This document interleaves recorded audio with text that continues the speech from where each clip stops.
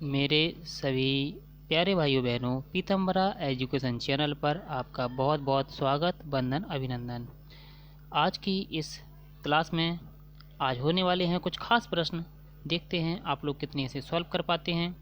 जिन भाई बहनों ने मेरा इस पीतम्बरा एजुकेशन चैनल को सब्सक्राइब नहीं किया है वो सब्सक्राइब कर लें और बेल आइकन को दबा लें और अपने साथियों को शेयर भी कर दें ताकि उन लोगों को भी टाइम पर नोटिफिकेशन पहुंच सकें और उनको भी क्लास में मौका मिले शामिल होने का। चलिए, निःशुल्क कक्षाएं हैं आप सभी के लिए और सब्सक्रिप्शन का कोई चार्ज नहीं है, इसलिए सब्सक्राइब जरूर कर लें। चलिए बढ़ते हैं अपने प्रश्नों की तरफ। आपकी स्क्रीन पर ये रहा पहला क्वेश्चन है, मिश्रित आयु वर्ग वाले विद्यार्थियों की कक्षा में व्यवहार रखने वाले शिक्षक के लिए डैश का ज्ञान सबसे ज़्यादा महत्वपूर्ण होता है। पहला ऑप्शन है उनके अभिभावकों का व्यवसाय, दूसरा है सामाजिक आर्थिक पृष्ठभूमि, तीसरा है सांस्कृतिक पृष्ठभूमि और चौथा है विकासात्मक अवस्थाएं। आंसर जिन भाई बहनों का जी आपका यदि चौथा आंसर आ रहा है तो एकदम सही है, विकासात्मक अवस्थाएं। क्योंकि देखिए आप जो बोल रहे हैं कि इस टाइप में जिनके अभिभावकों का व्यवसाय, उनसे क्या मतलब, अभिभावकों का व्यवसाय कुछ ही बना रहे। सामाजिक आर्थिक पृष्ठभूमि से कोई मतलब नहीं है टीचर को, सांस्कृतिक पृष्ठभूमि से नहीं है, किस सांस्कृतिक पृष्ठभूमि से, किस धर्म से, किस जाति से, किस क्षेत्र से आया, इसका मतलब नहीं है। टीचर को केवल और सिर्फ केवल इस बात का ध्यान रखना चाहिए कि उसकी विकास की अवस्था कौन सी है, वह किस विधि को ज़्यादा अच्छे ढंग से समझ सकता है, उसे किस प्रकार से अच्छे ढंग से सिखाया जा सकता है। इसलिए विकासात्मक अवस्थाएं इसका सही आंसर हो जाएगा। अगला क्वेश्चन की तरफ बढ़ते हैं। अगला क्वेश्चन आपके लिए लेकर आए हैं, विशेष तौर से देखिए क्या होना चाहिए आंसर। किशोर डैश का अनुभव कर सकते हैं, बचपन में किए गए अपराधों के प्रति डर के भाव, दूसरा आत्मसिद्धि के भाव, तीसरा जीवन के बारे में परितृप्ति, चौथा दुश्चिंता और स्वयं से सरोकार। क्या होना चाहिए दूसरे का? जी दूसरे का आंसर क्या होना चाहिए? दूसरे का आंसर जी बिल्कुल सही है, दूसरे का आंसर होना चाहिए चौथा, दुश्चिंता और स्वयं से सरोकार। ये अनुभव करते हैं वो दुश्चिंता और स्वयं के से सरोकार। वो दुश्चिंता भी चिंतित हो जाते हैं अपने करियर को लेकर, अपने जीवन को लेकर, अपने अन्य चीज़ों को। इस प्रकार से किशोर ये अनुभव कर सकते हैं, इसलिए इसका चौथा आंसर एकदम सही हो जाएगा। अगला क्वेश्चन देख लेते हैं। निम्नलिखित में से कौन सा विकास का सिद्धांत है? विकास की सभी क्रियाएं अंतः संबंधित नहीं हैं, दूसरा सभी की विकास दर समान नहीं होती, तीसरा हमेशा विकास रेखीय होता है, चौथा यह निरंतर चलने वाली प्रक्रिया नहीं है। अब बताइए विकास का सिद्धांत है कौन सा है? जिन भाई बहनों का मेरा आंसर जी बिल्कुल सही है, ये भाई बहन आंसर दे रहे हैं दूसरा, वो एकदम सही है। दूसरा जो आंसर दे रहे हैं एकदम सही है, सभी की विकास दर समान नहीं होती है। आपने देखा होगा कि विकास तो सब में होता है लेकिन समान दर से नहीं होता है, किसी में तेज किसी में धीमा, इस टाइम से होता है, ठीक है ना।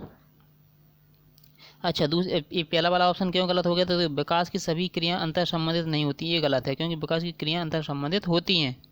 दूसरा विकास हमेशा रेखीय होता है, तो ये नहीं, क्योंकि विकास की दर अलग अलग हो सकती है। यह निरंतर चलने वाली प्रक्रिया नहीं है, ये गलत है, नहीं है, ये निरंतर चलने वाली प्रक्रिया है और यहाँ कह रहा नहीं है, इसलिए सबसे अच्छा आंसर कौन सा है? दूसरा वाला, इसलिए आंसर सही हो जाएगा आपका। अगला क्वेश्चन देख लेते हैं। अगला क्वेश्चन क्या कह रहा है? अगला क्वेश्चन कह रहा है शिक्षण अधिगम प्रक्रिया में व्यक्तिगत रूप से ध्यान देना महत्वपूर्ण है, क्यों? पहला है बच्चों की विकास दर भिन्न भिन्न होती है तथा वे विभिन्न तरीक़ों से सीख सकते हैं, दूसरा है विद्यार्थी हमेशा समूह में ही बेहतर सीखते हैं, तीसरा है शिक्षक प्रशिक्षण कार्यक्रमों में ऐसा ही बताया गया है, चौथा है इससे प्रत्येक विद्यार्थी को अनुशासित करने के लिए शिक्षकों को बेहतर अवसर मिलते हैं। चौथे का आंसर क्या होना चाहिए?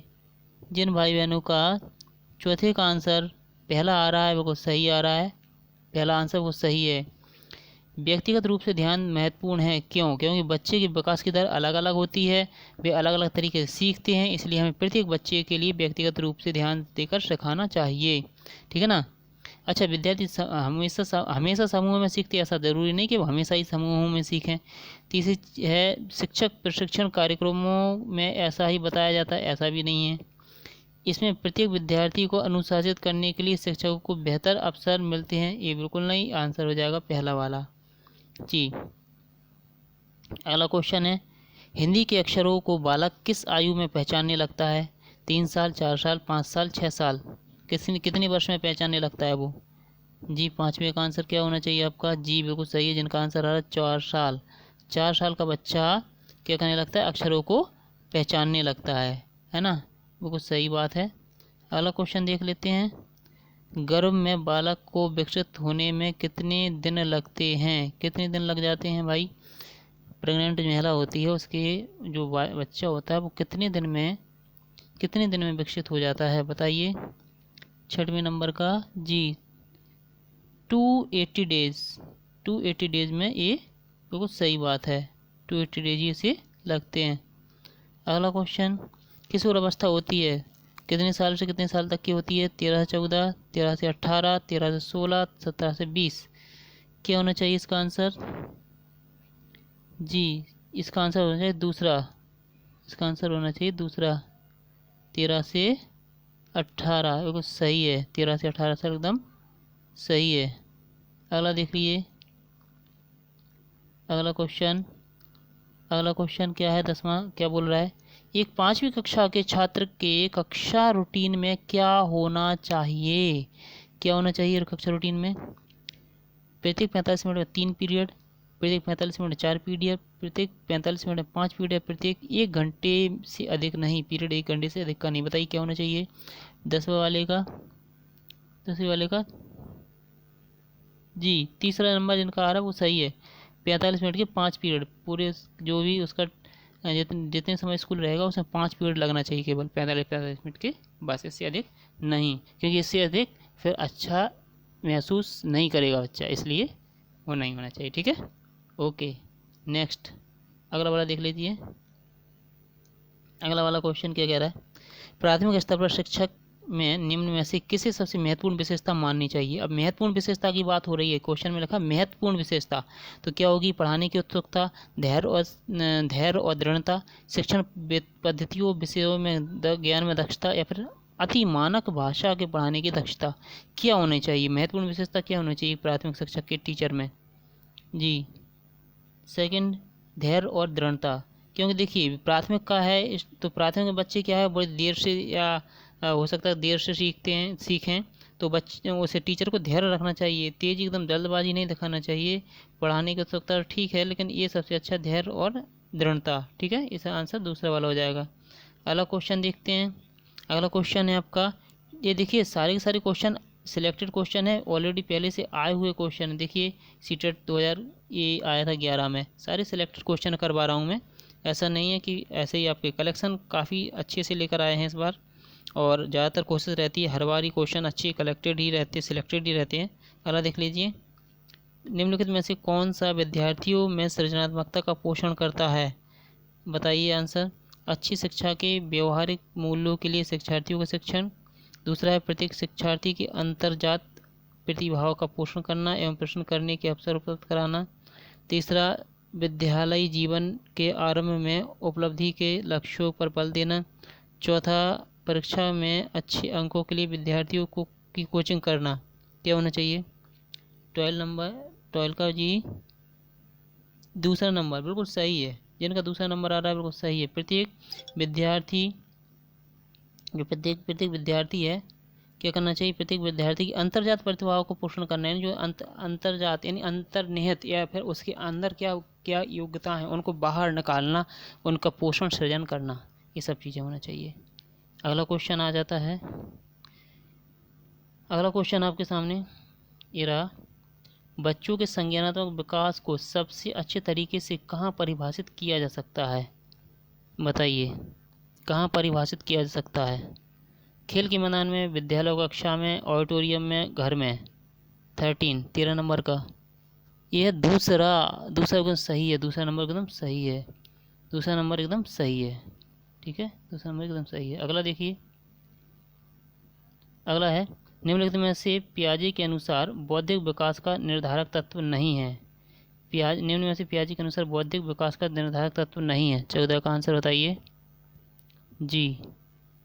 14 का सामाजिक संचरण, दूसरा अनुभव, तीसरा संतुलनीकरण, चौथा क्वेश्चन। देखिए पहला वाला सही है, सामाजिक संचरण, ये एकदम सही है आंसर। अगला वाला क्वेश्चन देख लेते हैं। अगला वाला क्वेश्चन है, बालकों की सोच अमूर्तता की अपेक्षा मूर्त अनुभव और प्रत्ययों से होती है, यह अवस्था है। 7 से 12, 12 से वयस्क, 2 से 7 साल तक, जन्म से 2 साल तक। अब यहाँ मूर्त अनुभवों के प्रत्यय हुए, अमूर्तता की अपेक्षा मूर्त अनुभव और प्रत्यय से होती है, यानी बच्चा अमूर्त नहीं सोच रहा था, बोले मूर्त मूर्त चीज़ें। अमूर्त यानी क्या होती है, जिसे हम फिजिकली टच नहीं कर सकते, और मूर्त क्या होती है, जिसे हम फिजिकली टच कर सकते हैं, उसका भार होता है, वजन होता है, वो जगह घेरती हैं, कुछ भी। तो बताइए आंसर क्या होना चाहिए 15 का? जी, पहला नंबर को सही है, 7 से 12 साल। 7 से 12 साल का बच्चा ऐसा करता है। अगला क्वेश्चन देख लेते हैं। विकास के संदर्भ में निम्न में से कौन सा कथन सही नहीं है? कौन सा कथन सही नहीं है बताइए 16 का? कौन सा कथन सही नहीं है? विकास की प्रतीक अवस्था में अपने खतरे होते हैं। विकास उकसाने अथवा बढ़ावा देने से नहीं होता। तीसरा, विकास सांस्कृतिक परिवर्तनों से प्रभावित होता है। चौथा, विकास की प्रतीक अवस्था में अपनी विशेषताएं होती हैं। तो बताइए 16 नंबर का कौन सा है? यह दूसरा बिल्कुल सही है, विकास उकसाने या बढ़ावा देने से नहीं होता है, दूसरा नंबर वो सही है। अगला क्वेश्चन देखते हैं। अगला क्वेश्चन क्या कह रहा है? अगला क्वेश्चन कह रहा है आपसे, निम्न में से कौन सा विकासात्मक कार्य उत्तर बाल्यावस्था के लिए सही नहीं है? 17 नंबर का उत्तर बाल्यावस्था के लिए सही नहीं है, बताइए। सामान्य खेलों के लिए आवश्यक शारीरिक कुशलताएं सीखना। दूसरा है पुरुषोचित व स्त्रीयोचित सामाजिक भूमिकाओं को प्राप्त करना। तीसरा है व्यक्तिगत आत्मनिर्भरता प्राप्त करना। चौथा है अपनी हम उम्र बालकों के साथ सीखना। देखिए भाई बहनों, आप जितना प्रैक्टिस करेंगे, जितने आंसर्स की देने की कोशिश करेंगे, आपकी प्रतिभा में निखार उतना ही अच्छा आएगा। इसलिए कोशिश करिए ज़्यादा से ज़्यादा आंसर देने की। बताइए आंसर 17वें नंबर का क्या होना चाहिए? जिन भाई बहनों का दूसरा आ रहा है एकदम सही आ रहा है, दूसरा आ रहा चाहिए सही है। पुरुषोचित और स्त्रीयोचित सामाजिक भूमिकाओं को प्राप्त करना, ये सही नहीं है बाल अवस्था के लिए, ठीक है ना। अगला क्वेश्चन क्या है? विकास का क्या अर्थ होता है? परिवर्तनों की उत्तरोत्तर श्रृंखला, अभिप्रेरणा के फलस्वरूप होने वाले परिवर्तनों की उत्तरोत्तर श्रृंखला। तीसरा, अभिप्रेरणा एवं अनुभवों के फलस्वरूप होने वाली परिवर्तनों की उत्तरोत्तर श्रृंखला। चौथा है परिपक्वता एवं अनुभव के फलस्वरूप होने वाले परिवर्तनों की श्रृंखला। क्या होना चाहिए 18वें नंबर का आंसर? 18वें नंबर का आंसर क्या होना चाहिए? जी, तीसरा नंबर को सही है, तीसरा वाला बिल्कुल सही आ रहा है। अभिप्रेरणा एवं अनुभव के फलस्वरूप होने वाले परिवर्तनों की उत्तरोत्तर श्रृंखला, ये सही है, एकदम सही आंसर है। अगला क्वेश्चन देख लेते हैं। अगला क्वेश्चन है, खिलौने की आयु किसे कहा जाता है? बहुत इंपॉर्टेंट है, कई बार आ चुका है। खिलौनों की आयु किसे कहा जाता है? 19 वाला, खिलौनों की आयु किसे कहा जाता है बताइए। पूर्व बाल्यावस्था, उत्तर बाल्यावस्था, शैशवकाल या सभी? जिन भाइयों का आंसर पहला वाला आ रहा है एकदम सही है, पहला वाला पूर्व बाल्यावस्था को खिलौनों की अवस्था कहा जाता है। अगला क्वेश्चन देखते हैं। निम्न में से कौन सी पूर्व बाल्यावस्था की विशेषता नहीं है? 20 का बताइए, नहीं है वाला क्वेश्चन पूछ रहे हैं ये लोग। जी, आंसर तो आ रहे हैं आपके, हाँ बताइए, आ गए होंगे मेरे हिसाब से। दल समूह बनाने की व्यवस्था, दूसरा अनुकरण करने की व्यवस्था, तीसरा प्रश्न करने की व्यवस्था, चौथा है खेलने की व्यवस्था। बताइए क्या होना चाहिए 20 का? चौथा, खेलने की अवस्था एकदम सही है, ये विशेषता नहीं होती है, ठीक है, चौथा वाला नंबर का, ठीक है। पूर्व बाल्यावस्था की विशेषता ये नहीं होती है। अगला देखते हैं। उत्तर बाल्यावस्था में बालक भौतिक वस्तुओं के किस आवश्यक तत्व में परिवर्तन समझने लगते हैं? बताइए। द्रव्यमान, द्रव्यमान और संख्या, संख्या और संख्या, द्रव्यमान और क्षेत्र। बताइए 21 का? 21 का 4 बिल्कुल सही है, 21 का 4 एकदम सही है। द्रव्यमान, संख्या और क्षेत्र में ये परिवर्तन को समझने लगते हैं उत्तर बाल्यावस्था के बालक, ठीक है। रीट में भी आ चुका है ये, राजस्थान वाले में। अच्छा, अगला क्वेश्चन है, बाल विकास का क्या अर्थ है? बताइए। कहाँ गया क्वेश्चन? क्वेश्चन सॉरी, एक मिनट आ रहा है क्वेश्चन, कहाँ जाएगा? ओ बहुत काफ़ी निकल आए हैं, एक मिनट के लिए मैं। बाल विकास का क्या अर्थ है बताइए। बालक की लंबाई, मोटाई और चौड़ाई में विकास, बालक का बौद्धिक मानसिक विकास, बालक का सर्वांगीण विकास, बालक का विकास होना। बताइए 22 का? जी, तीसरा नंबर एकदम सही आ रहा है, बालक का सर्वांगीण विकास, इसका आंसर सही हो जाएगा, ये वाला आंसर एकदम सही हो जाएगा। अगला क्वेश्चन देख लेते हैं। अगला क्वेश्चन है, शैशव अवस्था में बालक का भार बालिका से क्या होता है? कम ज़्यादा समान, बताइए। 23 का जी दूसरा वाला अधिक होता है, तो कुछ सही है। अगला क्वेश्चन क्या है? बाल अवस्था में शिक्षा का स्वरूप निश्चित करते समय निम्न में से किन बातों का ध्यान रखना चाहिए? बालक की भाषा के ज्ञान पर बल दिया जाना चाहिए। दूसरा है उसकी पुस्तकों की विषय सामग्री में रोचकता और विभिन्नता होनी चाहिए। तीसरा है विद्यालय में विभिन्न प्रकार के रचनात्मक कार्यों की व्यवस्था की जानी चाहिए। चौथा है सभी। बताइए 24 का क्या होगा? 24 का जी भाई मेरे, आप सही कह रहे हैं। चौथा आंसर एकदम सही हो जाएगा, यानी सभी हो जाएंगे इसके आंसर, सभी।